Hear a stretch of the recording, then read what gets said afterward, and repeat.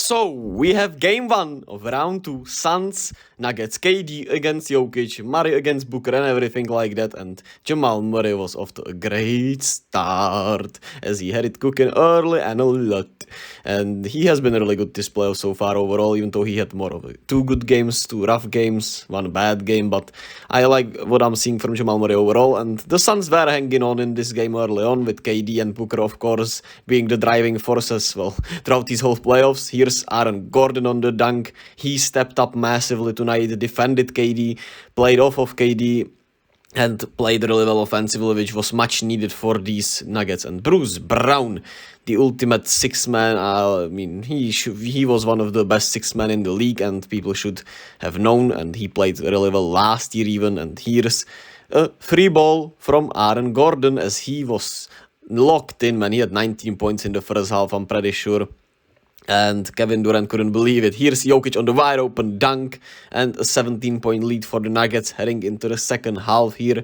The Suns always cut it back to 10, 13, but never kind of got, anywhere closer in the third quarter, as here Durant makes it a 13-point game in the third quarter at the end. And at the start of the fourth quarter, they finally cut the lead down to 10 with Damian Lee striking from the corner, but it didn't matter, man. It never felt like the Suns were quite in this game in this second half. Jamal Murray just had it going and he could not be stopped. And he was hyped. There was some baddies outside. Okay, that was inappropriate, pardon me. But here's another one from him, and the game was just factically over. Faktically, huh? Practically. Faktically is rom jedna storm, I suppose.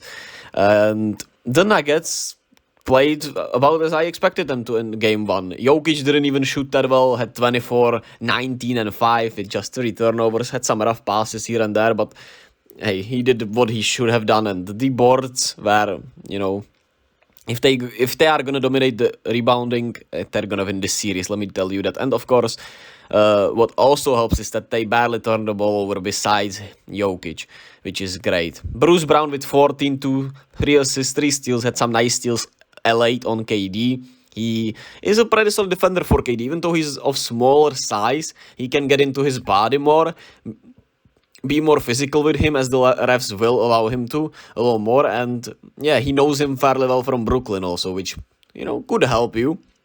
And Aaron Gordon, like I said, 23 points was really great in the first half, and, didn't have to do that much in the second half. MPJ with 11 points, he didn't even shoot well from the 3-point line.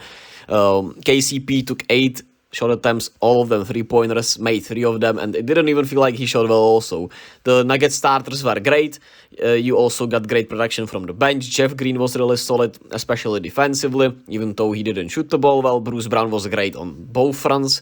Christian Brown didn't have it going offensively, but still was a really good defensive presence, as he has kinda risen to this 8th rotation spot in this Nuggets rotation. So those are all solid things. Of course, the rebounding, they should keep this up because they are the bigger, lengthier, stronger team than the Suns, and rebounding wins you championships. And they played one hell of a defensive game tonight. Whether it was, switching the pick and rolls where when they tried to involve Jokic played those pick and rolls so well against KD and Booker. They couldn't really try, him even. Couldn't even get him on those switches that much, which was great. And a great scheme from the Nuggets, how to defend tonight. They closed out really well. I thought they threw really good, double teams at Booker from here and there. Some double teams on KD here and there. They even wanted the Ayton switch. They let, KCP, Jeff Green, even Jamal Murray from time to time just get switched on DeAndre Ayton, because they just don't fear him, and I think it was proven to be right, especially in game 1. Of course, maybe Ayton goes off in the next games, but you just don't see Ayton being the guy who will just go 30 on you, right?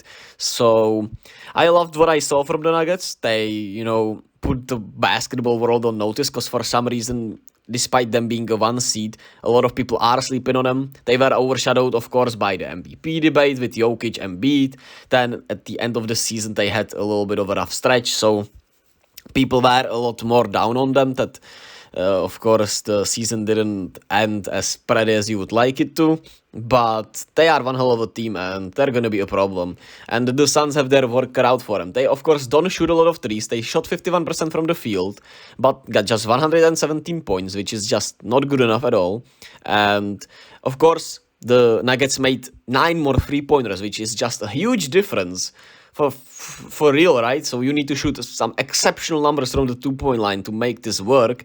And D-Book and KD did. They did shoot efficiently, but it also warranted 7 turnovers from Durant, 3 turnovers from Booker.